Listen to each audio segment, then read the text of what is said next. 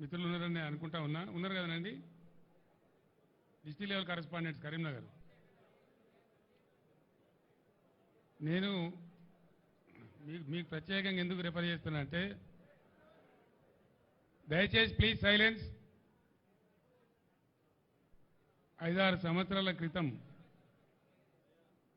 ఇదే పాత కరీంనగర్ జిల్లాకు నేను వచ్చినప్పుడు కరీంనగర్ టౌన్లో జరిగినటువంటి మీడియా సమావేశంలో నేను మీకు స్పష్టంగా ఒక మాట చెప్పిన. అది నేను, మహారాష్ట్ర ముఖ్యమంత్రి దేవేంద్ర ఫడ్నవీస్ గారు, ఏపీ ముఖ్యమంత్రి జగన్మోహన్ రెడ్డి గారు, ఆనాటి గవర్నర్ నరసింహన్ గారు, మేమంతా కలిసి కాళేశ్వరం ప్రాజెక్ట్ ఇనాగరైజేషన్ చేసిన తర్వాత కరీంనగర్కు వచ్చిన సందర్భంలో మాట్లాడుతూ నేను చెప్పిన మాట. ఇప్పుడు ఎవడెక్కడ పోయినా కాళేశ్వరం పని కంప్లీట్ అయింది కాబట్టి కరీంనగర్ జిల్లాకు మాత్రం ఇక డోకా ఉండదు. ఈ జిల్లాలో 4 సజీవ జలధారలు అమృతధారలుగా ఉంటాయి. నిరంతరం ఈ జిల్లాను కాపాడుతాయని చెప్పి నేను చెప్పిన. ఆ సజీవ జలధారలను మేము సృష్టించినాం. యావత్తు కరీంనగర్ జిల్లా ప్రజలు కండ్లారా వాటిని చూసిండ్రు, వాటి ఫలితాన్ని కూడా అనుభవించిండ్రు. పని లేదావా ఇప్పుడే తీయన్నా, కొద్దిగా తీయచ్చు కదా, పక్కకు పెట్టాయా బాబు, ఎందుకయ్యా అది ఎవరు తెచ్చినారు, అది పక్క పెట్టే తీసేయి. అవన్నీ కూడా అనుభవంలో కూడా వచ్చినాయి కరీంనగర్ జిల్లా ప్రజలకు, వాటి ఫలితాలు కూడా అంది వచ్చినాయి. ఒకటి మానేరు వాగు, అప్పర్ మానేరు జలాశయం దగ్గర మొదలు పెట్టుకొని అన్నారం బ్యారేజ్లో గోదావరి దగ్గర కలిసే వరకు నిరంతరం నీళ్లతో కలకల్లాడేటువంటి చెక్ డ్యాంలతోని, ఇంటర్మీడియట్ డ్యాంలతోని, కాళేశ్వరం నీళ్లతోని కలకల్లాడుతూ ఉంటుంది అని చెప్పినా దాన్ని చూసిన కండ్లార ప్రజలు గత 5 ఏళ్ళు 6 ఏళ్ళు. రెండవ జలధార వరద కాలువ, దశాబ్దాల తరబడి పెండింగ్ ఉన్న వరద కాలువను కంప్లీట్ చేయడమే కాకుండా శ్రీరామ్ సాగర్ పునరుజ్జీవ పథకం అనే పేరుతోని ఆ వరద కాలువనే రిజర్వాయర్గా మార్చి 1.5 టీఎంసీల నీళ్లు సంవత్సరం పొడవుతా నిండా ఉండేటట్టు చేసినాం. అదొక సజీవ జలధార. సంవత్సరానికి 9.5 నుంచి 10.5 నెలల వరకు నిండు గర్భిణిలాగా ప్రవహించేటువంటి కాకతీయ కాలువ, అదొక సజీవ జలధార. గోదావరి మీద నిర్మించినటువంటి బ్యారేజీలు, అసంపూర్తిగా ఉన్న ఎల్లంపల్లి లాంటి ప్రాజెక్టు పూర్తి కావడం, ఎస్ఆర్ఎస్పీకి పునరుజ్జీవనం రావడం, నీళ్ళు తక్కువ పడితే కాళేశ్వరం నుంచి నింపుకునే విధంగా గోదావరి నది 200 కిలోమీటర్ల పాటు నిండు జలాలతోని గర్భిణిలాగా ఉండేటువంటి అదొక సజీవ అమృతధార. ఈ 4 దారలు ఏ విధంగా నిండి ఉండెనో, గత 5 ఏళ్ళు 6 ఏళ్ళు ప్రజలు ఏ విధంగా వాటి ఫలితాలు అనుభవించినరో యావత్తు ప్రజానీకానికి తెలుసు. నేను మాట్లాడుతున్న ఈ మాట కరీంనగర్ జిల్లా ప్రజలు వాళ్ళ ఇళ్లలో ఇప్పుడు టీవీలలో చూస్తూ ఉన్నారు. అదే ఈరోజు వస్తూ ఉంటే ఇన్ని జలధారలు సృష్టించబడి 4-5 సంవత్సరాలు చక్కటి ఫలితాలు లభించి లక్షల టన్నుల ధాన్యం పండించి పుష్కలంగా మంచినీరు ఎంత కావాలంటే అంత మంచినీరు అనుభవించినటువంటి కరీంనగర్ జిల్లా ప్రజలు 4-5 నెలల్లోనే ఏం జరుగుతూ ఉందో చూస్తూ ఉన్నారు. ఎడారులుగా మారిపోయినాయి. మిడ్మానేరు బ్రిడ్జి మీద నిల్చుంటే ఒక సముద్రం మధ్య నిల్చున్న ఫీలింగ్ ఉండేది. అది కంప్లీట్ ఎండిపోయి మునిగిపోయిన ఊర్లు కూడా తేలినాయి, చెట్లు కూడా తేలినాయి. ఒక శ్మశానం లాగా ఎడారిలాగా దాన్ని తయారు చేసినారు. లోయర్ మానేరు డ్యామ్ ఎంత అద్భుతంగా ఉండేనో,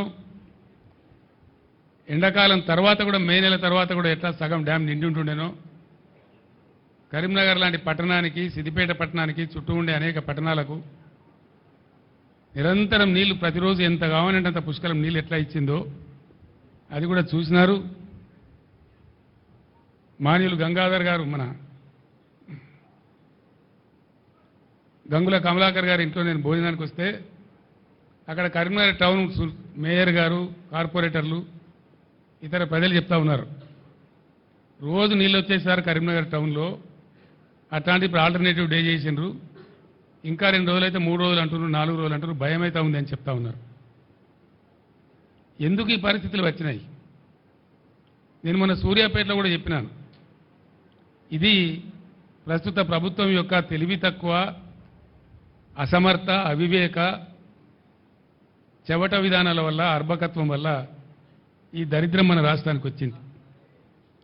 ఒకటే మాటలో చెప్పానంటే ఏం కనబడుతుందండి? 2014 కన్నా ముందు తెలంగాణలో ఏ గోస, ఏ ఏడుపు, ఏ బాధ, ఏ మంచినీళ్ళ ట్యాంకర్లు, ఏ బిందెల కొట్లాటలు, ఏ కాలిపోయిన మోటార్ల రిపేర్లు వేలాదిగా లక్షలాదిగా ఏ సీన్ అయితే 2014 ముందు కనబడతా ఉండేనో మళ్ళీ అదే సీన్ పునరావృతమైంది. ఎందుకంటే ఈ ప్రభుత్వం అనేకమైనటువంటి అడ్డగోలు హామీలు టెంప్ట్ చేసి పాపం మంచిగున్న వాళ్ళ నోట్లే మట్టి కొట్టింది. అన్ని మోసాలే, ఏ ఒక్క మాట కూడా నెరవేర్చలే, ఏ ఒక్క హామీ కూడా నెరవేర్చలే. మళ్ళా సిగ్గు లేకుండా మళ్ళీ ఇయ్యాలో 4-5 హామీలు ఇచ్చిరాడు. అది ఎవరిని ఉద్ధరించడానికో నాకు అర్థం కాదు. ఇవాళ పంటలు ఎండని జిల్లా లేదు, కరెంటు మోటార్లు కాలని జిల్లా లేదు మొత్తం యావత్తు తెలంగాణలో. అందుకే పాత తెలంగాణ మళ్ళా పునరావృతమైంది, ఇందిరమ్మ రాజ్యంలో ఈగిలిచ్చిన పరిస్థితి అయింది ప్రజలదని చెప్పి నేను మనవి చేస్తా ఉన్నా. ఇక్కడ బాధాకరం ఏంటంటే నీటి నిర్వహణ సామర్థ్యం తెలియనటువంటి లత్కోర్లు రాజ్యం వెళ్తున్నారు కాబట్టి, అసమర్థులు చవట దద్దమ్మల రాజ్యంలో ఉన్నారు కాబట్టి ఇవాళ ఈ పరిస్థితి సంభవించింది. ఎందుకు వస్తుందండి ఈ పరిస్థితి? నేను ఒక విషయం మీకు స్పష్టంగా చెప్పదలుచుకున్నాను. 2-3 ఉన్నాయి, చిన్న చిన్న అవి చెప్పేస్తాను. ఏం జరుగుతూ ఉంది రాష్ట్రంలో, అసలు ఈ పరిస్థితి ఎందుకు వచ్చింది? పర్టికులర్లీ కరీంనగర్లో ఎందుకు రావాలా? కరీంనగర్ కానీ, మెదక్ కానీ, గోదావరి బేసిన్లో ఉన్నటువంటి ఇంకా అనేక ఇతర జిల్లాల్లో కానీ ఎందుకు రావాలి ఈ పరిస్థితి నాకు అర్థం కాదు. ఇది కాలం తెచ్చిన కరువా, మనుషులు తెచ్చిన కరువా, కాంగ్రెస్ తెచ్చిన కరువా? ఈ కరువు కారకులు ఎవరు? ఎవరి అసమర్థత, ఎవరి తెలివి తక్కువతనం? చివరిలో నేను మీకు చాలా బ్రహ్మాండంగా చెప్తాను, మీరు అందరూ ఆశ్చర్యపడతారు ఆ విషయం వింటే. ఇక్కడ చాలామందికి తెలివై, నిజాలు తెలివై. నేను ఇప్పుడు చెప్తాను, మీకు విప్పి చెప్తాను. ముందు 4 పాయింట్స్ ఉన్నాయి నాకు. ఇలా వీళ్ళు ఇట్లే కిరికిరి మాటలు, అడ్డగోలు మాటలు, తొండి మాటలు, ఏదో ఇతరుల మీద ఆరోపణలు పెట్టి తప్పించుకోవాలని చూస్తూ ఉన్నారు, కానీ తప్పించుకోలేరు. నేను హెచ్చరిస్తా ఉన్న ఈ ప్రభుత్వాన్ని, ఖచ్చితంగా ఎండిన పంట రాళ్లవాన అని మీరు అనుకుంటా ఉన్నారు, రాళ్లవాన కాదు. దాని ద్వారా పోయింది 1,50,000 ఎకరాలు. కానీ 15 లక్షల నుంచి 20 లక్షల ఎకరాల మధ్య ఇలా పంటలు ఎండిపోయినాయి. నేను పర్యటించిన 4-5 గ్రామాలలో, నా పర్యటన లేని గ్రామాలలో కూడా రైతులు అడ్డం వచ్చి ఆ వెదిర కావచ్చు, గంగాధర కావచ్చు, ఇంకో చోట ఎండిపోయిన వరి చేలు తీసుకొచ్చి అడ్డం తిరిగి బస్సు ఆపి వాళ్ళ చేతికి చెప్తా ఉన్నారు, సార్ మా ఊళ్ళో 600 పోయింది, మా ఊళ్ళో 800 పోయింది, మీదికి పొలం పచ్చగా కనబడుతుంది కానీ మొత్తం కింద పర్రెలు పెట్టింది చూడమని చెప్పి నన్ను పొలం లోపల దాకా తీసుకుపోయి చూపెట్టినారు. ప్రతి పంట, ప్రతి దగ్గర ఇదే పరిస్థితి. దీనికి ఏంది? నీటి నిర్వహణ సామర్థ్యం లేక, దాన్ని ఎట్లా వాడానో తెలియక, వైఫల్యం, ప్రభుత్వ వైఫల్యం ఒక కారణం. సరే, అదైతే నెటమటమైన పాత బోరు ఉన్నాయి కాబట్టి కరెంటుతోనన్న వారేసి దక్కించుకుందామంటే కరెంటు క్వాలిటీగా రాకపోవడం, మోటార్లు కాలిపోవడం రెండవ కారణం. వెరసి ప్రభుత్వ వైఫల్యం వల్లనే ఇలా పంటలు ఎండినాయి. కొంతమంది అసమర్థులైనటువంటి మంత్రులు వర్షపాతం తక్కువటే మా మీద బదనాం పెడుతున్నారు అని మాట్లాడుతూ ఉన్నారు. అది పూర్తి శుద్ధ తప్పు. కొన్ని జిల్లాల్లో 7%, కొన్ని జిల్లాల్లో 16%, దాదాపు 20-25 జిల్లాలలో, ఉత్తర తెలంగాణ జిల్లాలలో, ముఖ్యంగా కరీంనగర్ లాంటి జిల్లాలో నార్మల్గా కురవాల్సిన దానికంటే అధిక వర్షపాతం కురిసింది. ఎక్కువ రెయిన్ఫాల్ ఉండగా కూడా ఈ పరిస్థితి ఎందుకు వచ్చింది అంటే పూర్తిగా ప్రభుత్వ అసమర్థత ప్రభుత్వ వైఫల్యం తప్ప దీనికి వేరే కారణం లేదు. ఇక్కడ బాధ కలిగే విషయం ఏంటంటే నేను కూడా దుఃఖంతో చెప్తున్న మాట ఏంటంటే కాలం కాకపోతేనేమో రైతు ఇంత నష్టపోడు, కాలం కాలేదని దేవుణ్ణో ధర్మాన్నో తిట్టుకుంటాడు, పంట వేయడు. కానీ ఇక్కడ పంట వేసి పెట్టుబడి పెట్టి ప్రతి ఊర్లో కూడా వాళ్ళు రోధిస్తున్నది బాధపడకుండా ఇలా మగ్దుంపుర్లో కానీ ప్రతి చోట తెప్పింది ఏంటంటే 25,000 పెట్టమని కొందరు, 28,000 పెట్టమని కొందరు, 22,000 పెట్టమని కొందరు. ఒక్కొక్క రైతు ఎకరానికి ఎంత పెట్టుబడి పెట్టిండో ఇంత పెట్టుబడి పెట్టి గగ్గపాలైన సార్ అని వాళ్ళు మొత్తుకుంటా ఉన్నారు. మేము వేయకపోతే బాధ లేదు కానీ కారణం ఏంది? రైతు బంధు మీద ఒక అరాకిరి, అది ఎప్పుడు వేస్తారో ఎప్పుడు వేయరో చెప్పకపోవడం, 7 ఎకరాలని 3 ఎకరాలని 4 ఎకరాలని దానిలో తొండి పెట్టి అసలు వస్తుందా రాదా ఒక కన్ఫ్యూజన్ గురి చేయడం రైతులను. నిన్న మొన్నటి దాకా ఇప్పటికి కూడా ఇంకా పూర్తిగా వేయలే, రైతులకు 100% వేయలే. ఇంకా దాని మీద ఒక పాలసీ లేదు, ధైర్యం లేదు, చెప్పే తెలివితేటలు లేవు, అదొక వైఫల్యం. అదేవిధంగా నేను మొన్న మాట్లాడితే ఇంత గలీజ్గా అంటే ఒక ముఖ్యమంత్రి స్థాయిలో 100 రోజులలో 200 మంది రైతులు చచ్చిపోయిన 200 పైచీలు కానీ నేను చెప్తే 48 గంటల్లోగా ఇవ్వండి మేము వాళ్ళకు నష్టం ఇస్తామని చెప్పినారు. మేము 4 గంటలనే ఇచ్చినాం. ఇది లిస్టు 4 గంటలే, 4 గంటలనే ప్రభుత్వానికి చీఫ్ సెక్రటరీకి పంపించినాం. 209 మందికి పంపించినాం. దాని తర్వాత కూడా ఇంకో 5-10 జరిగినాయి. ఇప్పటికీ ఉలుకు లేదు, పలుకు లేదు, ఏం లేదు. నేను డిమాండ్ చేస్తా ఉన్నా, మీ అసమర్థత వాళ్ళు చచ్చిపోయారు కాబట్టి వాళ్ళకు తలా 25 లక్షలు వెంటనే నష్టపరిహారం చెల్లించాలి. ఆ ప్రభుత్వాలను, ఆ కుటుంబాలను పరామర్శించాలి. నేను మళ్ళా డిమాండ్ చేస్తా ఉన్నా. లేకపోతే మాత్రం మీకు ఆ ఉసురు, ఆ పాపం తలుగుతుంది. మేము మాత్రం మిమ్మల్ని వదిలిపెట్టమని మనవి చేస్తా ఉన్నా. రెండవది, పెట్టిన పెట్టుబడి పోయింది, వస్తుందనుకున్న పంట పోయింది. వాళ్ళు ఇలా ఆత్మహత్య చేసుకుంటామని మాట్లాడుతూ ఉన్నారు. నేను వద్దని వాళ్ళకి దండం పెట్టి చెప్పినాను. వాళ్ళకు ఖచ్చితంగా ఎకరానికి 25,000 ఇవ్వాలి. నష్టం జరిగింది, ఎట్లా జరిగింది? పంటలు ఎండిన మాట వాస్తవం, నష్టం జరిగిన మాట వాస్తవం. ఇలా రైతాంగం కన్నీరు మున్నీరు అవుతున్న మాట వాస్తవం. 15-16 లక్షల ఎకరాలంటే చిన్న విషయం కాదు. ఇది న్యాచురల్ కలామిటీ కంటే కూడా పెద్దది. Bigger than any natural calamity. కాబట్టి ఈ సందర్భంలో ప్రభుత్వం కాకపోతే వాళ్ళని ఇవ్వలాదుకోవాలా? దానికోసం మేము డిమాండ్ చేస్తూ ఉన్నాం. మీరేదో తప్పించుకుంటాం అనుకుంటే మీ వీపులు విమానం మొత్తం మోగిస్తారు ప్రజలు, మిమ్మల్ని మాత్రం వదిలిపెట్టరు. మీ డ్రామాలు నడవాయని కూడా నేను మనవి చేస్తూ ఉన్నా. నేను కూడా 4 నెలల దాకా నా నోరు తెరవలే. మన సూర్యాపేటలో నేను చెప్పిన 4 మాసాల దాకా నేను తెరవలే. టైం ఇవ్వాలి కొత్త ప్రభుత్వానికని మాట్లాడలే. వాళ్ళు ఎన్ని పిచ్చి పిచ్చి ఆరోపణలు, ఎన్ని పిఆర్ స్టంట్లు, వాళ్ళకు తొత్తులుగా ఉన్నటువంటి కొంత మీడియా ఎవరైతే ఉన్నారో అన్ని అడ్డగోలు వార్తలు రాయించి ఏం చెప్పినా కూడా మేము మాట్లాడలే. గంభీరంగా ఉన్నాం, పరిస్థితిని గమనించుకుంటూ ఉన్నాం. మంచి చెడ్డలు ప్రజలకు కూడా తెలవాలనే ఉద్దేశంతో ఉన్నాం. మేము మాట్లాడలే. మేము చెప్పేది ఇలా ఎండిపోయిన పంటలు వట్టిగా తమాషగా చెప్తే మీకు ఎండిపోయిన పంటలు రైతులు ఇచ్చిన ఫోటోలు ఇవి. మేము తీసినవి కావు. మేము పోయే వరకే పెట్టుకొని ఉన్నారు వాళ్ళు. మేము పోయిన గ్రామాలలో ఎన్ రూట్లో పెట్టుకొని ఉన్నారు. ఇగో ఈ విధంగా ఎండిపోయినాయి పంటలు, ఇంత భయంకరంగా ఎండిపోయినాయి. ఇవన్నీ రైతులు ఇచ్చినాయి. వాళ్ళ పొలాలలో వాళ్ళు దిగినటువంటి పంటలు ఇవి.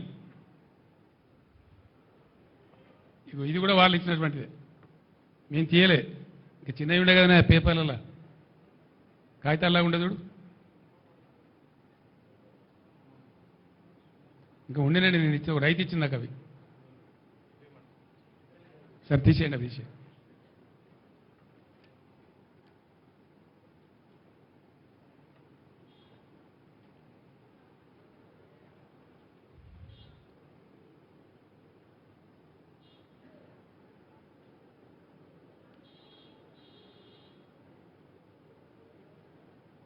ఇంకా తమాష ఏంటంటే ఆ ముఖ్యమంత్రి మాట్లాడతాడు,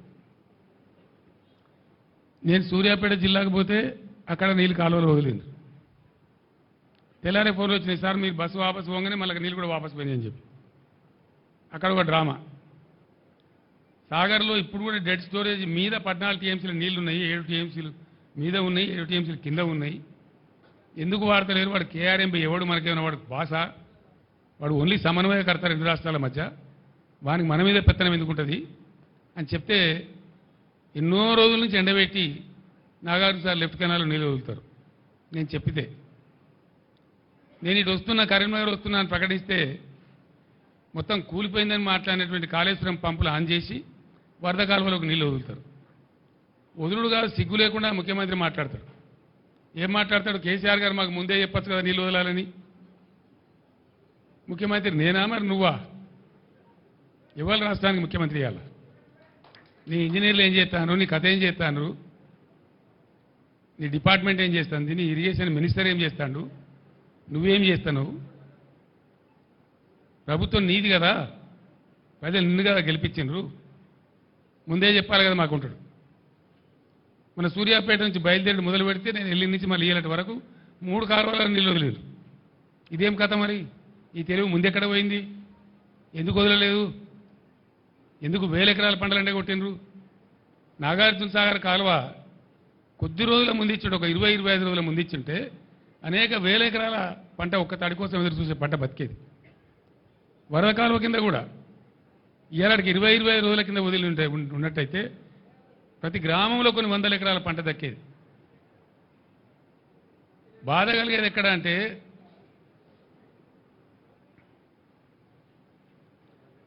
ఈ పరిస్థితి సమయానికి నీళ్లు వదలక, ఉన్న వనరులు వసతులు తెలివితో వాడుకోక, క్వాలిటీ కరెంట్ అందించక, రైతు బంధు సమయానికి ఇవ్వక, వెర్రి తిర్రి మాటలు మాట్లాడుకుంటూ ప్రజలను కన్ఫ్యూజ్ చేస్తూ చేసినారు. ఇంకా బాధల్ని రైతులకు. ముఖ్యమంత్రి ఏం చెప్పిండు? ఉరుకుండ్రి జల్దీ. ఇక అర్రస్పాట వాడినట్టే, మంచి సమయం మించిన దొరకదన్నట్టు. లగెత్తుండ్రి, పరిగెత్తుండ్రి, జల్దీ తెచ్చుకోండి, డిసెంబర్ 9 నాడే నేను సంతకం పెట్టేస్తా, 2 లక్షల రుణమాఫీ చేస్తా. ఎక్కడ పోయింది డిసెంబర్ 9? ఎక్కడికి పోయింది? ఎన్ని రోజులైంది ఇప్పుడు? ఇది 4వ నెల. ఇలా బ్యాంకులు వచ్చి నోటీసులు ఇచ్చి రైతులకు కొంపలు పుచ్చుకుంటా ఉన్నాయి. మాకు సంబంధం లేదండి, అట్లా మస్తు ప్రకటనలు చేస్తారు రాజకీయంగా, మాకు డబ్బులు వస్తేనే లెక్క అని మాట్లాడి ఇలా ఏం చేయాలి రైతుల గతి? తెలంగాణ రాష్ట్ర వ్యవసాయమే సంక్షోభానికి గురయ్యే పరిస్థితికి వచ్చింది. ఇవాళ మీ యొక్క వెర్రి తిర్రి వేషాల వల్ల, మీ పాగల్ పని వల్ల. ఎవల తప్పది? దాని మీద ఉరుకు లేదు, పలుకు లేదు. ఏం చేస్తారో చెప్పరు. పోయిన పంట పోయినా ముందరికన్నా బతుకుదామంటే రైతులకు వచ్చేది అది ఒకటే పని. దాని సంగతి ఏంది? రుణమాఫీ మీద పెద్ద వ్యవసాయ సంక్షోభం వచ్చేటట్టుంది రాష్ట్రం లోపల. దానికి ఎవరు జవాబుదారీ? బ్యాంకర్లతో ఎందుకు మాట్లాడతలేరు? ఎందుకు బ్యాంకులు నోటీస్ ఇస్తే మీరు మౌనం పాటిస్తున్నారు? దాని అర్థమైంది. దాన్ని కూడా వెంటనే తేల్చాలి. మిమ్మల్ని వెంటాడతాం. ఆ విధంగా బోనస్ ఇస్తామని మాట్లాడింది అన్ని పంటలకు. ఇలా నేను పేపర్లో చూసిన, జొన్న పంట సగమే కొంటామని. అన్ని పంటలు మొత్తం కొంటాం, అన్నిటికీ బోనస్ ఇస్తాం. ఇలా జొన్న పంట వచ్చింది, సగం మాత్రమే కొంటామని చెప్పి అంటున్నారు. నేను డిమాండ్ చేస్తా ఉన్నా, జొన్న పంటకు బోనస్ ఇచ్చి పూర్తి పంట కొనాలి ప్రభుత్వం. ఆ పంట చేతికి వచ్చింది, పోయిన పంట పోయింది కానీ మిగిలిన పంట అది వచ్చింది. అట్లనే వర్షాకాలం వడ్లు వస్తే దానికి బోనస్ ఇయ్యలే. క్వింటాల్కి 500 కట్టిస్తామని మాట్లాడింది, ఇయ్యలే, రూపాయి ఇయ్యలే. ఇప్పుడు కొనుగోలు కేంద్రాలు పెట్టినామని చెప్పిండ్రు, ఇస్తారా ఇవ్వరా? దాని మీద ఉరుకు లేదు, పలుకు లేదు. ఇవ్వకపోతే మాత్రం మిమ్మల్ని వెంటాడతాం. మీరే చెప్తున్నారు కదా ఇది రెఫరెండం అనుకొని మాకు ఓట్లేయిందని. మీకు చూపిస్తారు ప్రజలు, ఇప్పుడిగా మీ సంగతి చూపిస్తారు. బోనస్ ఇవ్వకపోతే మిమ్మల్ని ఎట్లా బోగస్ అని చెప్పి మీకు ఎట్లా బుద్ధి పెట్టాను, కరువు కాల్చి వాత పెట్టానో పెడతారు మీకు. ఇప్పుడు దానికి ఎలక్షన్ కోడ్ అడ్డం రాదు, అది కూడా నేను చెప్తా ఉన్నా. ఎలక్షన్ కమిషన్ మీరు రాయాలి, ఎలక్షన్ కమిషన్ మీరు చిత్తశుద్ధి ఉంటే రాయాలి. మాకు బోనస్ ఇచ్చేది ఉంది, రైతాంగానికి ప్రకటించడం, పర్మిషన్ ఇవ్వనాలి. ఒకవేళ ఇయ్యరు, ఏ రైతు ఎంతనో లెక్క పెట్టు. ఎలక్షన్ కమిషన్ అడ్డం వస్తే 13 తారీఖు నాడు పోలింగ్ అయిపోతుంది, ఆ తర్వాత ఇవ్వండి. ఏ రైతు ఎంతనో అకౌంట్ ఫర్ చేయండి. మిమ్మల్ని వదిలిపెట్టం, బీఆర్ఎస్ మిమ్మల్ని వెంటాడుతుంది. రైతులు ఉద్యమానికి సిద్ధంగా ఉన్నారు. ఎన్ని వాగ్దానాలు కొట్టిరండి? ఒక్కరినొక తెల్లరా మీరు చేసింది? 3-4 నెలల ఇంత ఆగమా? గొర్రెల యూనిట్లు 100 కోట్ల రూపాయల పాపం యాదవ్ సోదరులు కట్టినారు ఆ యూనిట్లు ఇస్తారన్న ఆశతో. బంద్ కథం, ఇయ్యాల బంద్, గొర్రెల యూనిట్లు బంద్. ఇస్తారా సస్తారా ఏం చేస్తారు? అది లేదు. దాని మీద యాదవ్ సోదరులు రెడీగా ఉన్నారు మిమ్మల్ని ఏ విధంగా శిక్షించాలో శిక్షించడానికి. అదేవిధంగా దళిత బంధు మేము 1,30,000 మందికి శాంక్షన్ చేసినాం.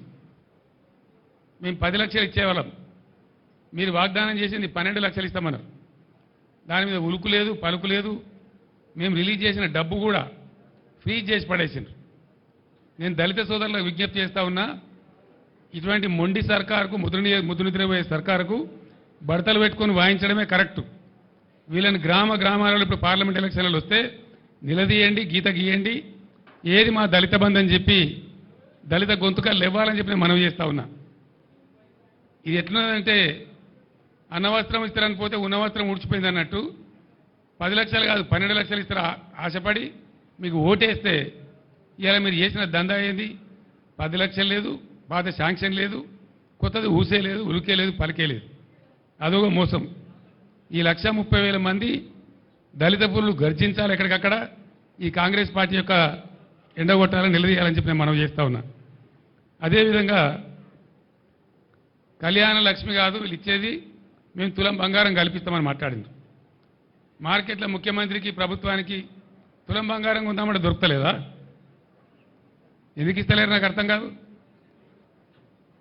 నిన్న 3వ తారీఖు 4వ తారీఖు 5వ తారీఖు విపరీతమైన పెళ్లిళ్ళు అయినాయి. వాళ్ళందరూ ఆశపడ్డారు మాకు వస్తుందేమో తులం బంగారం అని. మీకు ఓటు కూడా వేసిండ్రు, అందుకే మీ గవర్నమెంట్ వచ్చింది. మీకు తులం బంగారం దొరకలేదా? దీని సంగతి ఏంది? ఇది కూడా మిమ్మల్ని తరుముతారు ప్రజలు. ఇది కూడా మీ రెఫరెండం కిందకే వస్తుంది. తులం బంగారం రాని వాళ్ళందరూ కాంగ్రెస్ పార్టీ కర్రు కాల్చి వాత పెట్టాలి, గ్యారంటీ. ఇక వృద్ధాప్య పెన్షన్ల స్టోరీ ఏందండి? బీఆర్ఎస్ గవర్నమెంట్ రాకముందు 200 రూపాయల పెన్షన్ ఉండే మీ మహత్తరమైన ఇందిరమ్మ రాజ్యంలో. 10 ఏళ్ళు మాకన్నా ముందు ఇందిరమ్మ రాజ్యమే కదా. కేవలం 200 రూపాయలు ఇచ్చి మీరు చేతులు దులుపుకున్నారు. 200 రూపాయలను మేము 2,000 చేసినాం. అప్పుడు మేము ఏమనుకున్నాం? 2,000 రూపాయలు భార్యాభర్తకి ఇద్దరికి ఇచ్చినా వచ్చేది 400, ఇంట్లో ముగ్గురికి ఇచ్చినా వచ్చేది 600. మనం 2,000 చేసినాం కాబట్టి ఒకరికి ఇచ్చినా సరిపోద్దని మేము 2,000 రూపాయలు ఇచ్చి ఒకరికి ఇచ్చినాం. ఎన్ని ఉన్నాయి వృద్ధాప్య పెన్షన్లు? దాదాపు 30 లక్షలున్నాయి. 30 లక్షల పెన్షన్లు ఉన్నాయి. మీరేం మాట ఇచ్చిండ్రు? మేము 2,000 పెన్షన్ ఇస్తే మీరు 4,000 రూపాయలు ఇస్తామని మాట్లాడిండ్రు. అంటే ఇంట్లో ఇద్దరికి ఇస్తామని చెప్పిండ్రు. ముసలమ్మ ముసలో ఉంటే వృద్ధులైతే ఇద్దరికి ఇస్తామని చెప్పిండ్రు. వాళ్ళు 30 లక్షల మంది ఉన్నారు ఇప్పుడు. అంటే మీరు ఎన్నిగా పెట్టిండ్రు? ప్రజలకు ఎంత ఎగనామం పెట్టిండ్రు? ఎంతమందికి నామం పెట్టిండ్రు మీరు? 30 లక్షల కుటుంబాలు మీరు ఎన్నిగా పెట్టిండ్రు? ఒక నెలదైతే 2,000 పెన్షన్ కూడా ఇవ్వలే, ఒక నెల పెన్షన్గా పెట్టిండ్రు. రెండవది 4,000 మనులు మీ పరిపాలన రెఫరెండం అంటారు. ఇంకా మీకు సిగ్గులేక ఇప్పుడు ఎన్ని బాగున్నారండి వీళ్ళు? 30 లక్షల ఈ కుటుంబాలకు 2,000 రూపాయలు పాతది మినాయిస్తే వాళ్ళు డబల్ ఇచ్చే పరిస్థితి అయితే నెలకు 6,000 బాకీ ఉన్నారు. ఇప్పుడు 4 నెలలు అయింది, ఇది 4వ నెల. ప్రతి వృద్ధాప్య పెన్షన్ మీద ఇలా ఈ కాంగ్రెస్ ప్రభుత్వం పెట్టిన ఎగనామం 24,000 రూపాయలు. వాళ్ళ గట్టియారా మీరు? కట్టించేదాకా మిమ్మల్ని వేటాడతాం. లేకపోతే ఇదేనా రెఫరెండం అని ఆ వృద్ధాప్య పెన్షన్లు తీసుకునే వాళ్ళు వీళ్ళకి కర్రు కాల్చి ఇప్పుడు వాత పెట్టాలి. సిగ్గు రావనంటే, వీళ్ళకి బుద్ధి రావనంటే ఎవరెవరికైతే ఎగబెట్టినరో ఇది కూడా రెఫరెండం కిందకే వస్తుంది. దీని మీద ప్రజలు రెఫరెండం తీసుకోవాలి. అదేవిధంగా దళితులకు మోసం, రైతులకు మోసం, యాదవ సోదరులకు మోసం, కొత్త రేషన్ కార్డులు ఇస్తామని మాట్లాడిన వాగ్దానం ఇచ్చి దానికి మోసం, మహిళలకు మహాలక్ష్మి అని పేరు పెట్టి మహాలక్ష్మి లేదు, మనులక్ష్మి లేదు, ప్రతి మహిళకు 2,500 రూపాయలు ఇస్తామన్నారు.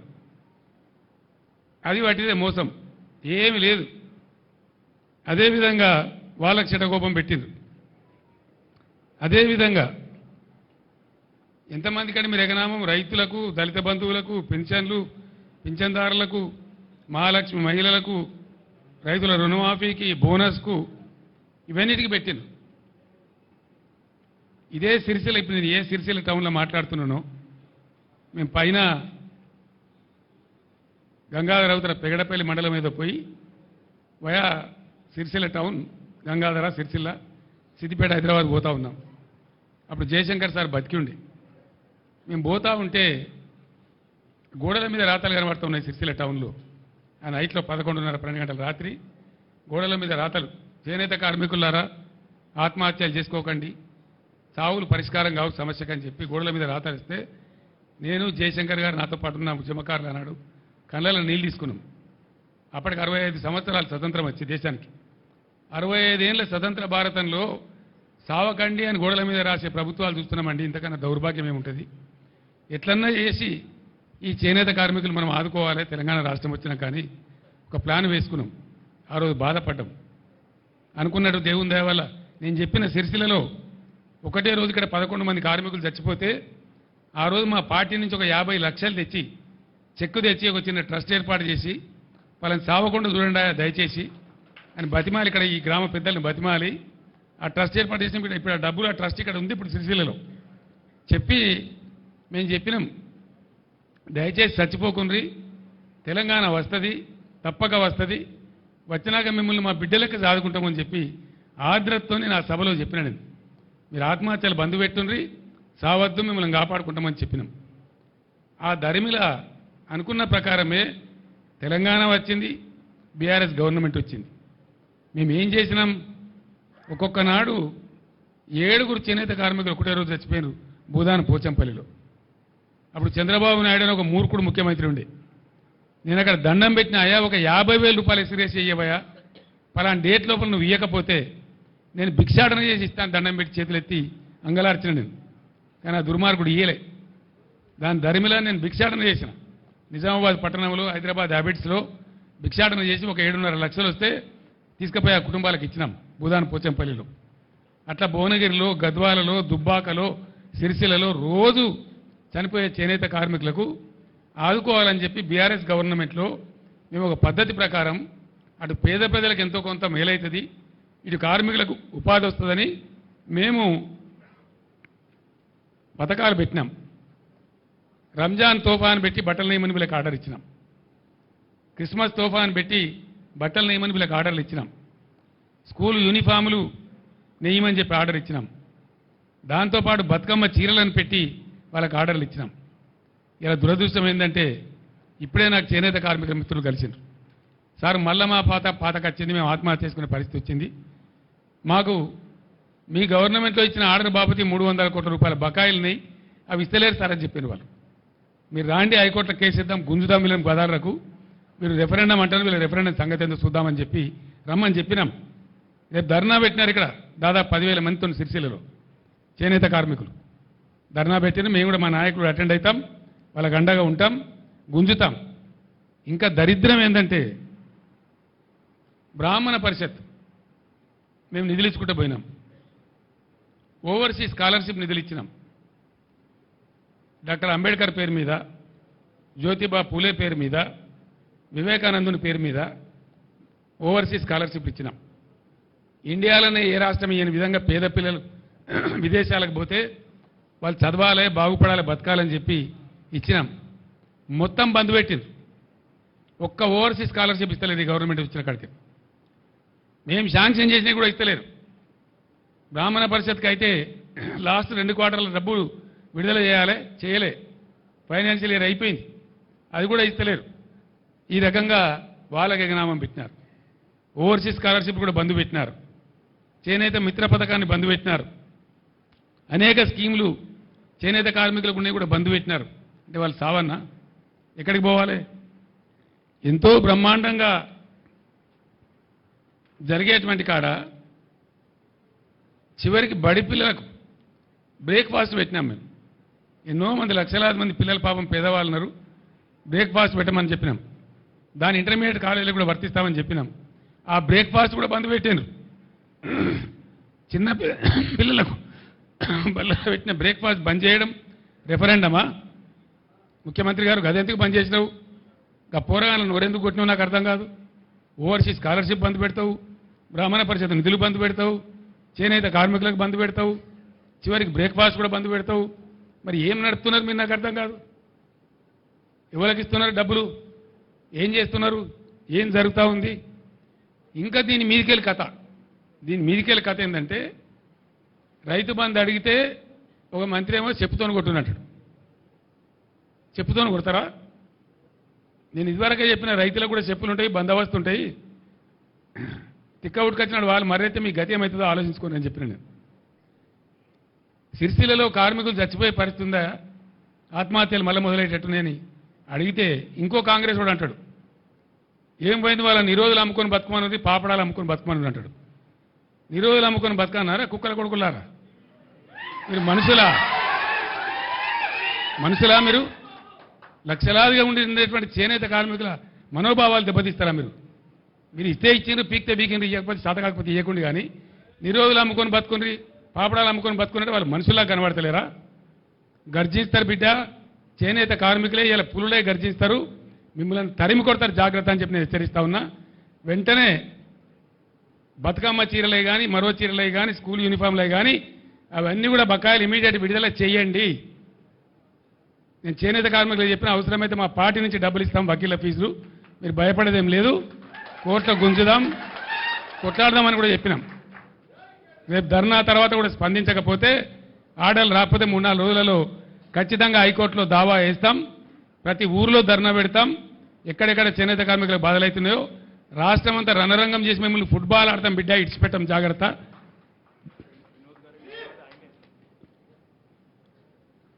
ఆ వినోదే పెద్ద అడ్వకేట్, ఈయననే కేసేయాలి. మీరే వేయండి కేసు దయచేసి.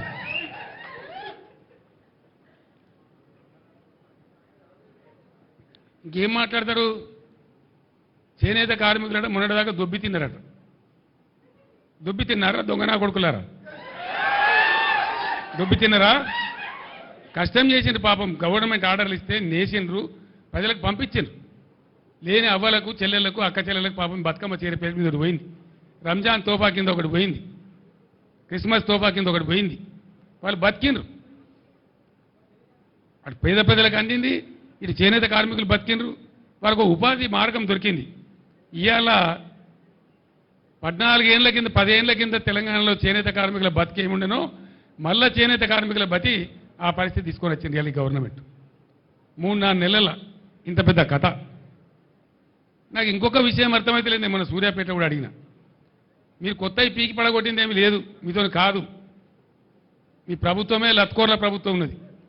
అడ్డమైన మాటలు మాట్లాడి మీరు 1.8% ఓట్లు ఎక్కువ వచ్చి మీరు గెలిచినారు మాకంటే.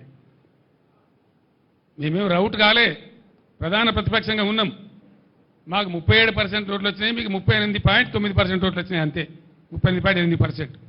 జస్ట్ 1.8% ఓట్లు మీకు వచ్చినాయి ఎక్కువ. ఎందువల్ల? మీ లత్కోరు వాగ్దానాల వల్ల, మీ ఉల్టా సీదా వాగ్దానాల వల్ల. మీ తులం బంగారాన్ని కొందరు మోసపోయినరు, 10 లక్షలకు బదులు 12 లక్షలతో దళిత బంధు కొందరు మోసపోయినరు, 2000లకు బదులు 4000 పెన్షన్ వస్తుందని కొందరు మోసపోయినరు, అంతే కదా. మీ 2 లక్షల రుణమాఫీ కొందరు మోసపోయినరు, మీ 500 బోనస్ ఇతరని కొందరు మోసపోయినరు. లేడీస్కు స్కూటీలు, ఇంకా స్కూటీ, మీ స్కూటీలో కొంతమంది మోసపోయినారు. ఇలా బిడ్డ వాళ్ళే మీ కళ్ళు కాల్చి వాత పెడతారు, మీకు చూపిస్తారు మీ కథ ఏందో, మీ రామాయణం ఏందో. నేను ఇక్కడ మాట్లాడి కొద్దిమంది వింటుండొచ్చు, కానీ ఇప్పుడు రాష్ట్ర వ్యాప్తంగా లక్షలాది మంది వింటున్నారు నేను మాట్లాడే మాటలు. మీ తొత్తు పేపర్లలో తప్ప నిజాయితీ ఉన్న అన్ని పేపర్లలో కూడా వస్తుంది. ఇక నిజాయితీ పేపర్లు ఏంటియో, తొత్తు పేపర్లు ఏంటియో రేపు బయట పడుతుంది. ఇంకొక విషయం నాకు మనసున పడతలేదు, నేను బాధతో చెప్తున్న ఈ మాట. కొత్తది మీతో అవుతుందా, పీక్తుందా, మీ శాతం అవుతుందా లేదా, అదంతా వేరు సంగతి. ముందు కాలం ఉన్నది, కాలమే రుజువు చేస్తుంది. మీ సమర్థత ఏంది, మీ శక్తి ఏంది, మీ తెలివితేటలు ఏంది, మీరు ఎంతపాటి సిపాయిలు అనేది అంతా బయట పడుతుంది. ఒక్క ఏడాదిని మీ రంగం మొత్తం తేల్చేట్టున్నది. నడిచింది కదా 9 ఏళ్ళు కరెంటు. దయచేసి విలేకరులకు నేను ఒక మాట చెప్తాను, మీరు స్పష్టంగా వినండి, ఇలా అరమరికలు వద్దు. బీఆర్ఎస్ గవర్నమెంట్ ఉన్నప్పుడు గత సంవత్సరం ఇదే ఎండాకాలంలో అత్యధికంగా వచ్చినటువంటి పవర్ లోడ్ ఏదైతే ఉందో 14,900 మెగావాట్లు, 900 చిల్లర, 14,900 చిల్లర. 14,900. దాని తర్వాత మొన్ననే ప్రధానమంత్రి వచ్చి జాతికి అంకితం చేసిండు. మేమే కట్టించిన వెంబడబడి మేమే అన్ని శాంక్షన్లు ఇచ్చినాం. ఎన్టీపీసీ నుంచి వాటర్ అలొకేట్ చేసినాం. వాళ్ళకి భూమి కావాలంటే అలాట్ చేసినాం. నేను 5 సార్లు 6 సార్లు నేను రామగుండం స్వయంగా పోయినా ఎన్టీపీసీతో కట్టించినాం చట్టం ప్రకారం. 1600 మెగావాట్లు యాడ్ అయింది కొత్తగా. 1600లో 85%. ఇంతైతే కరెక్ట్ కదండి. 1400 మెగావాట్లు యాడ్ అయింది. 14,900 హైయెస్ట్ పీక్ లోడ్కు ఇంకో 1400 మెగావాట్లు యాడ్ అయింది ఉన్న కెపాసిటీ కంటే. అది మన సొంతం. ఎన్టీపీసీ మనకి ఇచ్చేది మన హక్కు.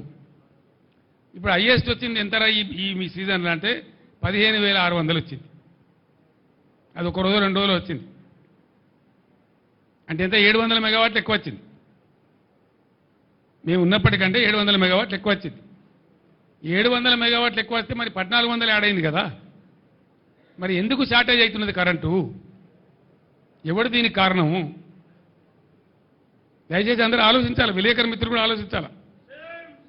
పవర్ లేదా అంటే పవర్ ఉన్నది, నడవలేదా అంటే 9 ఏళ్ళు నడిచింది. అంతకుముందు బ్యాడ్ సిస్టమ్ ఉంటే మేము 1 ఇయర్లే క్లియర్ చేసినాం. కష్టపడి రాత్రింబవళ్ళు మా మెదళ్ళు కరగబెట్టి మీలా పిఆర్ స్టంట్లు చేయకుండా అహో రాష్ట్రాలు కష్టపడి 7,600 ఇన్స్టాల్ కెపాసిటీని 18,600 తీసుకొని పోయినాం. బ్రహ్మాండంగా నడిపినాం. మళ్ళీ ఇప్పుడు ఇంకో 1,600 మేము చేసిన కృషి వల్లనే ఎన్టీపీసీ నుంచి వచ్చింది. మరి ఎందుకు పవర్ షార్టేజ్ అవుతుంది అంటే మీరు పక్కా చవటలు దద్దమ్మలు శాతగాని చవటలని అర్థమవుతా ఉంది. అంతే కదా. మీకు నడపడం చేత కాదు, తెలివి లేదు. అది చెప్పాలి బాగా చెప్తా. మేము అసమర్థులం, తెలివి లేదు, మాకు నడపలేకపోతున్నాం, అతను చేతనైతే లేదు. మళ్ళీ కేసీఆర్ చెప్పారుండే అంటారా? ముందే చెప్పారుండే కేసీఆర్ అంటారా? ఈ విధంగా అడ్డగోలుగా ఇష్టం వచ్చిన మాటలు మాట్లాడుకుంటా, పిఆర్ స్టంట్ పెట్టుకుంటా, లంగా మాటలు మాట్లాడుకుంటా పిచ్చి పిచ్చి కథలు చేస్తారు మీరు. ఇవాళ నేను మీ అందరికీ ఒకటే మాట మనవి చేస్తా ఉన్నా, బాధతో మనవి చేస్తా ఉన్నా. ఇది మనిషి సృష్టించినటువంటి కృత్రిమ కరువు. భగవంతుడు కాలమో కాదు, బ్యాడ్ రెయిన్ సీజన్ కాదు, కాళేశ్వరం.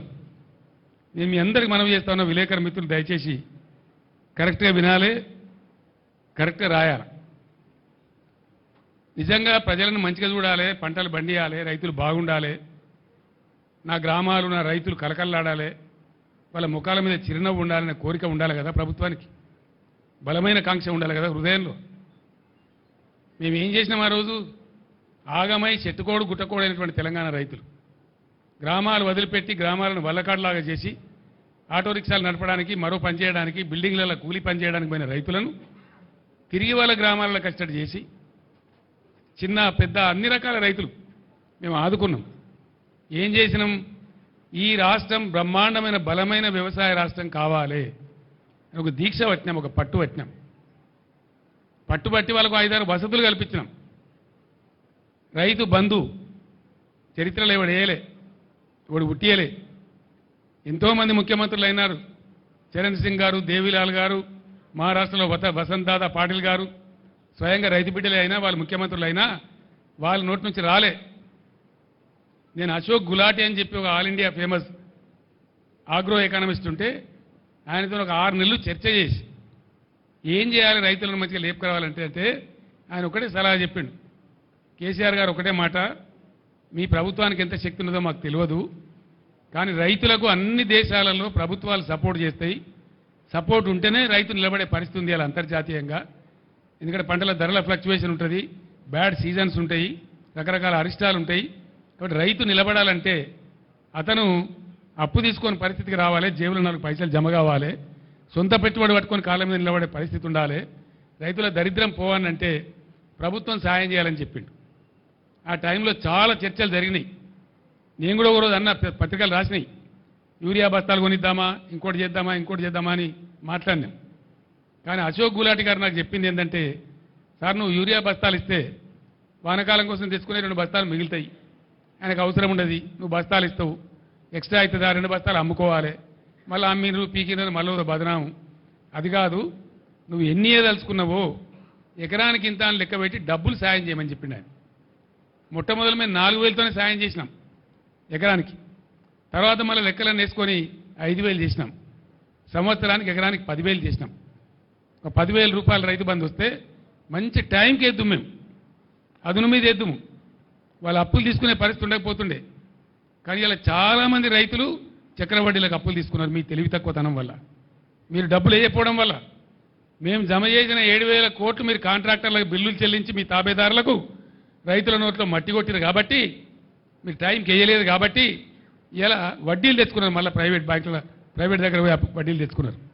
ఇలా వాళ్ళు మునిగిపోయారు, ఘోరంగా మునిగిపోయారు, వాళ్ళ పంటలు పోయి. దీనికి ఎవడు జిమ్మదారి ఎవడు అంటే, నేను ఒకటే మాట మీకు మనవి చేస్తా ఉన్నా, విలేకరు మిత్రులు దయచేసి there is no confusion, I'm straight. Kaleshwaram, అసలు కాళేశ్వరం గురించి ఆ ప్రాజెక్టు గురించి వీళ్ళకు తోక తెలియదు, నా తొండం తెలియదు. ఇప్పుడు ఉన్నోనికి ఏమీ తెలియదు, ఇంటికి కూడా తెలియదు. కోపం వస్తుంది, బాధ కలుగుతాయి. ఏమైందండి దానిలో? మేడిగడ్డ బరాజులో దానికి 3 బరాజులు ఉన్నాయి, మేము కొత్తగా కట్టినాయి. సైడ్లో కూడా ఉన్నాయి, సైడ్లో వచ్చి కలిసేటువంటి రివర్లెట్స్ ఏవైతే ఉంటాయో వాటిని కూడా చాలా ఇసుకలనే కడతాం, వాటికి పిల్లర్స్ ఉంటాయి. మొత్తం ఆ రివర్లెట్స్ కోసం కట్టినటువంటి ఉపనదుల మీద కట్టినవి కానీ, మెయిన్ గోదావరి మీద కట్టినవి కానీ, అన్ని బ్యారేజీల మీద కలిపి 300 చిల్లర ఉంటాయి ఇది పిల్లర్స్, బ్రహ్మాండంగా. 3 బ్యారేజీలలో కలిపి దాదాపు 200 చిల్లర గేట్లు ఉంటాయి. అంత పెద్ద పని అది. దాని తర్వాత ఒక్కొక్క పంప్ హౌస్ మొన్న వీళ్ళు ఒత్తిరు కదా, నంది మేడారంలో వరద కాలువలో నీళ్ళు పోయడానికి. కాళేశ్వరం అయిపోయింది, మరి ఆ పంప్ ఎందుకు వచ్చినావు? మరి నేను అడుగుతా ఉన్నా, ఎట్లా వచ్చినాయి నీళ్ళు? మరి ఎందుకో వచ్చే కాళేశ్వరం లేనిదే వచ్చినాయా? మేమేం చేసినాం? మీలాగా లత్కోర్ పని చేయలే. మేము కడుతుంటే కాళేశ్వరం ప్రాజెక్టు కడతా ఉంటే 2 బ్యారేజీలు తెలంగాణ కాంగ్రెస్ నాయకుల యొక్క అసమర్థత వల్ల సమైక్య పాలకులు పెండింగ్లో పెట్టిన దశాబ్దాల తరబడి. ఇవి ఇక్కడ మిడ్మానర్ ప్రాజెక్టు అసంపూర్తిగా పెట్టిండ్రు, అక్కడ ఎల్లంపల్లి బారాజ్ అసంపూర్తిగా పెట్టిండ్రు. వాటిని మేము అగమేఘాల మీద కంప్లీట్ చేస్తూ ఉన్నాం. ఒక సీజన్లో మేము పనిచేస్తూ ఉంటే, కట్ట నింపుతూ ఉంటే, మాచారెడ్డి మండలంలో 25 సెంటీమీటర్ల వర్షం కురిసి పెద్ద వరద మానేరు వాగులు వచ్చేసి ఆ మిడ్మానర్ కట్ట కొట్టుకొని పీకినారు. అది కట్టినోడు ఎవడండి? ఇలా అడ్డం పొడుగు మాట్లాడే కోమటిరెడ్డి వెంకటరెడ్డి మంత్రి, ఇలా మంత్రి, వాళ్ళ కంపెనీ, వాళ్ళ అమ్మ పేరు మీద ఉండే కంపెనీ వాళ్ళు కట్టిండ్రు. మేము మీ లెక్క చిల్లరగాల లెక్క వ్యవసాయం. మేము ఏమనుకున్నాం ఆ రోజు?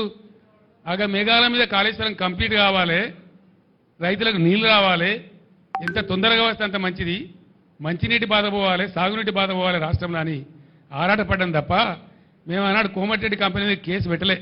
మేము పెట్టకపోదుమా, అని జైలు లేకపోదుమా? మీ లెక్క చిల్లర కథ వాడానంటే ఆ రోజు ప్రభుత్వం మా చేతిలో లేకుండానా? వేయలే, మేము ఆ చిల్లర పని చేయలే మీలాగా.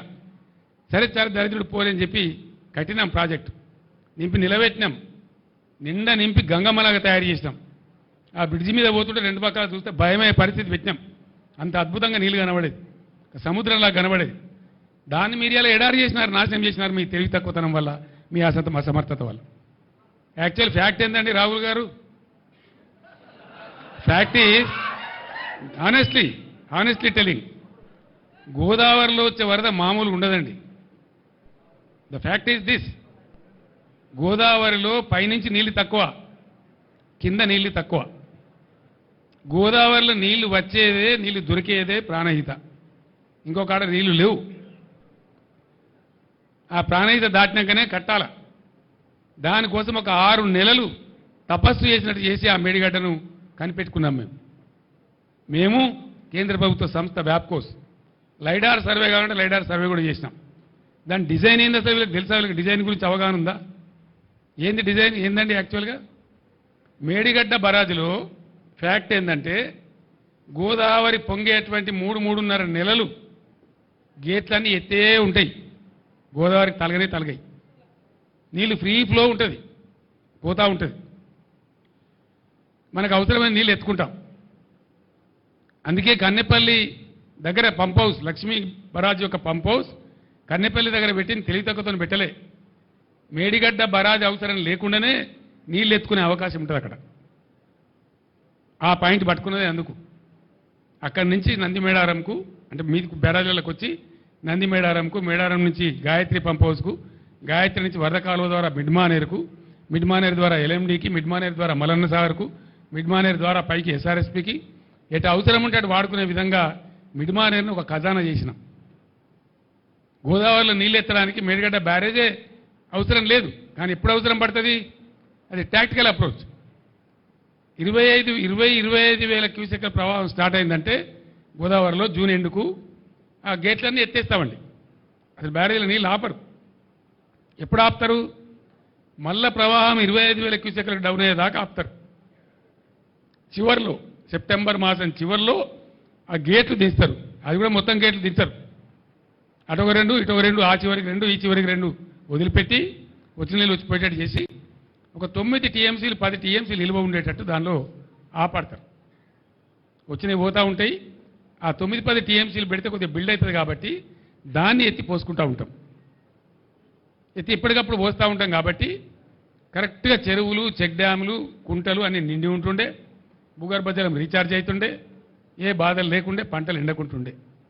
మే నెల తర్వాత కూడా మత్తలు దుంకిన చెరువులు కారణమైంది తెలివిగా దాన్ని ఏ టైంలో ఎత్తిపోయానో ఆ టైంలో ఇంజనీర్ల ద్వారా ఎత్తించినాం. కాబట్టి నేను మాట్లాడిన నిన్న మొన్న ఇంజనీర్లకు ఏమైందిరా ఈ సన్నాసులకు తెలివి లేకపోతే మీ తెలివి ఏం వచ్చింది, ఎందుకు ఎత్తలేదు నీళ్ళంటే సార్ మమ్మల్ని నిరోధించిండ్రు అని ఏదో ఉన్న తోకమట్ట అని చెప్పి ఉన్న మీదున్న బ్యారేజీల నీళ్ళు కూడా వదిలేసారు కావాలని చెప్పి వీళ్ళు తెలివితొక్కదనం మేము ఏం చేస్తాం సార్ అని చెప్పారు నాకు ఇంజనీర్లే. నిన్న ఇవాళ అడిగిన నేను అక్కడికే పోతున్నా. అసలు ఏం జరిగిందంటే 50 టీఎంసీల నీళ్ళు సముద్రానికి వదిలిపెట్టింది సార్. దగ్గర 48 టీఎంసీల నెట్ వాటర్ కుంగిందని దాని ఏదో కేసీఆర్ను బదనాం చేయాలి, గత ప్రభుత్వాన్ని బదనాం చేయాలని ఒక చిల్లర కుట్రతోని ప్రేక్షకుల్లాగా చూసుకుంటే సన్నాసులాగా కూర్చుంటే నీళ్ళని వీకినాయి. ఇప్పుడు కూడా 1500 టీఎంసీలు పోతా ఉన్నాయి ప్రణాయితలు. ఇప్పుడు కూడా క్యూసెక్కులు పోతా ఉన్నాయి. ఆడ ఎన్ని ఉన్నాయండి పంపులు? వీళ్ళకి లెక్కనా తెలుసా? కనీసం ఏ పంప్ హౌస్ కాడ ఎన్ని పంపులు నేను తెలివైన ఉన్నది వీళ్ళకు. 2200 క్యూసెక్కుల సామర్థ్యం ఉండేటువంటి 17 పంపులున్నాయి అక్కడ కన్నెపల్లి కాడ. మేము నడిపినాడు కూడా మొత్తం పంపులు నడపం. నీళ్ళని బట్టి చూసుకుంటూ, అవసరాన్ని బట్టి చూసుకుంటూ, ఇతర అవసరం ఎంతుంది, ఎన్ని కాలేజీ ఉన్నాయి అని చూసుకుంటూ నడుపుతాం. దాంతో ఏమవుతుంది? ఒకసారి ఒక పంపు నడుపుతాం, 2 పంపులు నడుపుతాం, 3 పంపులు నడుపుతాం. మామూలు ఇసుక కట్టేసి బస్తాలేసి కూడా ఇసుక బస్తాలేసి కూడా నడపచ్చు. కానీ దాన్ని నడపకుండా కుట్ర చేసి అలా ఎందో ఉన్నది. మేమే చెప్పినాం కదా అసెంబ్లీలో. ఏమున్నదండి అలా వాడు ఏం చెప్పిండు? మొన్న నచ్చిపోయినాడు. ఆ 2 పిల్లల కింద ఉన్న ఇసుక కదిలి అవి కదిలినాయి అని చెప్పిండు. అంటే జరుగుతూనే ఉంటాయి. చాలా బరేలలో జరుగుతాయి, చాలా వాటిలలో జరుగుతాయి. మొన్న కదా గంగానదిలో నిన్నగాక మొన్న పేపర్లో ఫోటోలు వచ్చినాయి. గంగానది మీద బ్రిడ్జ్ కడతామంటే పట్టణం కూలిపోయింది. అక్కడ నదులలో ఇసుకలో జనరల్గా జరుగుతాయి. ఎవడో ఒక చిన్న ఇంజనీర్ లోపమో, ఒక మెయింటెనెన్స్ లోపమో, దానికి ఎంతో ప్రళయం బద్దలైనట్టుగా ఒకటే పని కట్టుకొని ఆడికి యాత్రలు పెట్టి మాత్రలు పెట్టి పెద్ద కథ చేసి ఇంకా ఇప్పటికి కూడా ఆ పిచ్చికాలంలో ఉన్నాయి వాళ్ళు. అందులో ఏమైనా ఇంటికి దొరుకుతుందేమో, తోక దొరుకుతుందేమో, గుట్ట కడతామేమో అనే ఉద్దేశంతో ఓ పిచ్చి విఫల ప్రయత్నంలో ఉన్నారు తప్ప రైతాంగాన్ని ఆదుకోవాలి, మంచినీళ్ళకి బాధ వస్తుంది, రైతులను కాపాడాలనే ఆలోచన చేయలే. వృధాగా పారే నీళ్లను ఒక చిల్లర కుట్ర మనసులో పెట్టుకొని వదిలిపెట్టింది కాబట్టి పోయింది. ఇప్పుడు కూడా పొద్దున నేను మగ్దుంపూర్లో మాట్లాడినా. ఈ దద్దనలకు చేత కాకపోతే 50,000 మంది రైతులు నెంబడేసుకొని వీళ్ళని పండబెట్టి తొక్కుకుంటూ పోయి మేడిగడ్డ కాడ కుర్చేసుకొని కూర్చొని నేను నింపుతా మళ్ళీ ఇవన్నీ రంది పడకుండా అని చెప్పిన నేను. చేసి చూపిస్తాం. గోదావరిలో నీళ్ల ప్రవాహం మొదలైన తర్వాత బరాజ్తో సంబంధం లేకుండా నీళ్ళు లేపచ్చు. మళ్ళా మిడ్ మానేరు కలకల్లాడుతుంది, లోయర్ మానేరు కలకల్లాడుతుంది. తక్కువ పడితే ఎస్ఆర్ఎస్పీకి ఇయ్యచ్చు. ఎత్తాల నీళ్ళు ఇప్పుడు ఈ ప్రభుత్వం ఇది దీని పేరు చెప్పి దాని పేరు చెప్పి ప్రజల నోట్లో మట్టి కొడతామంటే ఇక చూస్తూ కూర్చోం. మనం కొత్తగా ఎలక్షన్ తర్వాత కాబట్టి కూర్చున్నాం, మౌనం పట్టినాం. కానీ నేనే పోతా గోదావరిలో 20,000 క్యూసెక్లు దాటిన తర్వాత వీళ్ళు నీళ్లు ఎత్తడం ప్రారంభించకపోతే నేనే ఒక 50,000 మంది రైతులు వేసుకొని పోతా. తొక్కి వీళ్ళని పండబెట్టి తొక్కి ఆ మూటలు నడిపిస్తాం. మేము ఊరికే గైడే చేతులు ముడుచుకొని లేం, ఉండం కూడా. ఇవన్నీ అవకాశాలు ఉండంగా వీటిని పక్కన పెట్టి ఏదో మెరమెచ్చకాలు చెప్పి రోజుకో స్టంటు కొట్టి కథ చెప్పి కాకరకాయ తోకరకాయ మాటలు చెప్పి అన్ని కాయగూరుకుడు మాటలు మాట్లాడి ఇదా రాజ్యం నడిపే పరిస్థితి. ప్రజలు లేరు, వాళ్ళ బాధలు లేరు, యాదవులు లేరు, దళితులు లేరు, ఓవర్సీస్ స్కాలర్షిప్ లేదు, మంచినీళ్ళు లేవు, సాగునీళ్ళు లేవు. అన్నిటిని మించి సిగ్గుపడాల్సిన విషయం ఏంటంటే హైదరాబాద్లో మొత్తం రాష్ట్ర వ్యాప్తంగా పేదలందరి ఇళ్లలో నల్లా ఉండాలనేటువంటి ఒక అద్భుతమైనటువంటి ఆలోచనతో ₹1 ఒకటంటే ఒకటే రూపాయికి మీ ఇందిరమ్మ రాజ్యంలో, మీ కాంగ్రెస్ రాజ్యంలో మీ ముండమోకాలకు ఎన్నడూ ఇయ్యలే మీరు. మేము పేదల కోసం అని చెప్పి ఒకటే ₹1 నల్లా ఇచ్చి రాష్ట్ర వ్యాప్తంగా కూడా ప్రతి ఇంట్లో నల్లా పెట్టించినాం. పిఎస్పీలు అంటే పబ్లిక్ స్టాండ్ పోస్టులు రోడ్ల మీద లేకుండా చేసినాం. బిందెలు కనబడకుండా చేసినాం రాష్ట్రంలో. ఇలా మళ్ళీ బిందెలు ఎందుకు వస్తున్నాయి? 9 ఏళ్ళు నడిచిన కరెంటు నడిపే తెలివి లేదు మీకు. 6 ఏళ్ళు బ్రహ్మాండంగా నడిచినటువంటి మిషన్ భగీరథ నడిపే తెలివి లేదు మీకు. నడిచినాయే కదా, వాటికేం రోగం వచ్చింది? ఎందుకు నడపలే అంటే మీ అసమర్థతనే కదా, మీ చవటతనమే కదా. Otherwise what? జవాబు చెప్పాలి మీరు ప్రజలకు. ఇప్పుడు 6 ఏళ్ళు బ్రహ్మాండంగా నడిచిన భగీరథ ఇలా ఎందుకు ఆగుతున్నది?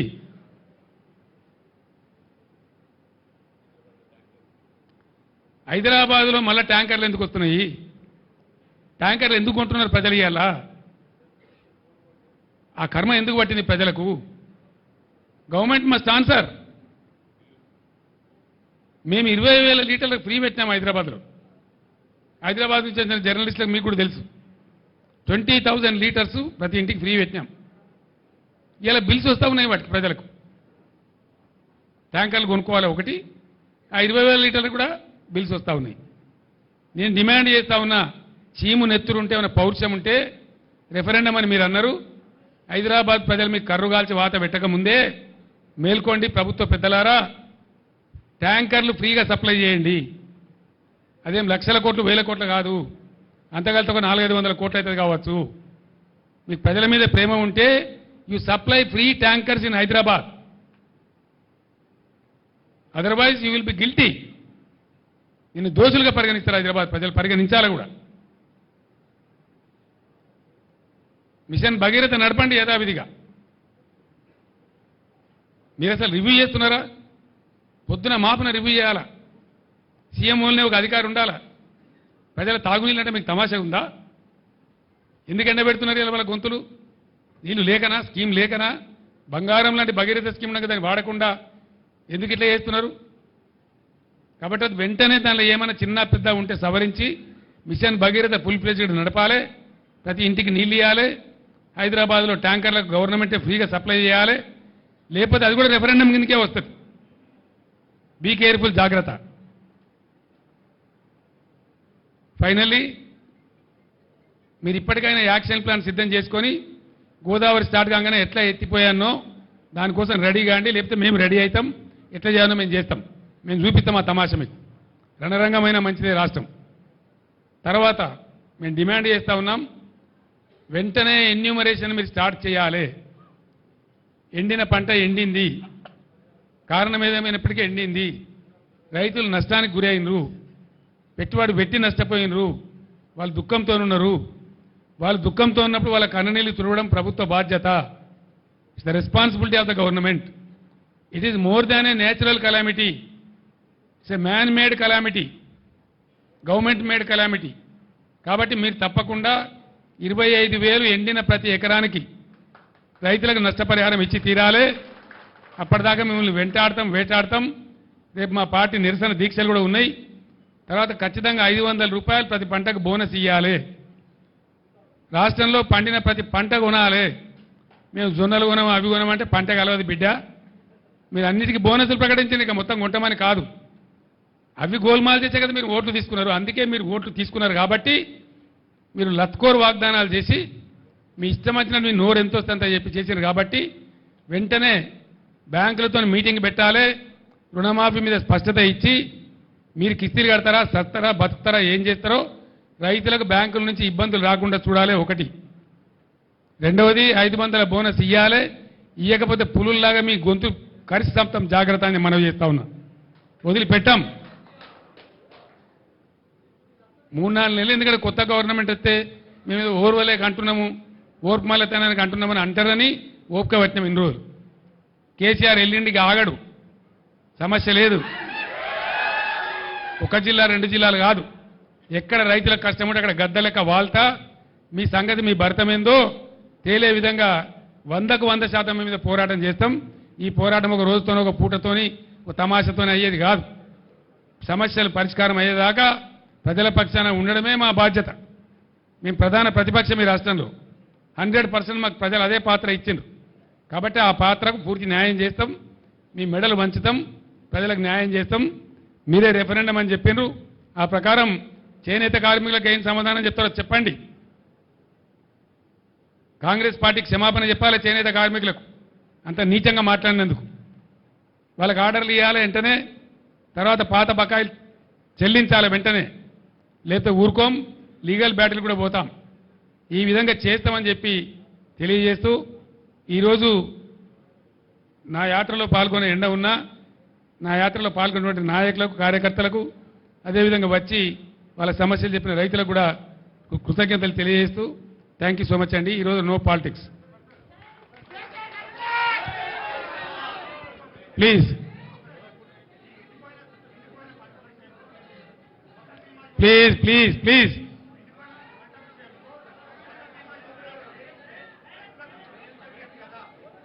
అర్థం కాలేదండి. ఆ యోజన ఉంటే కదా బాబు, ఫసల్ బీమా యోజన ఉంటే కదా. గుజరాత్లోనే దిక్కులేదు ప్రధానమంత్రి రాష్ట్రంలో. There is nothing, there is no Fasal Bima Yojana. It's a flop scheme.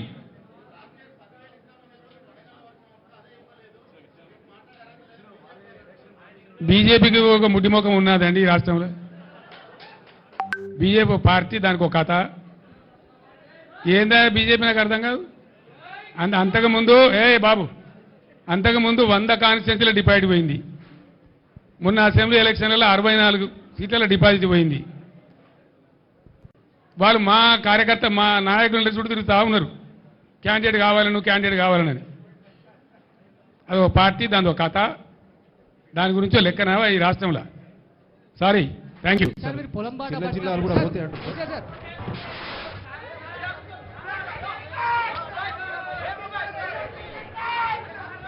Sir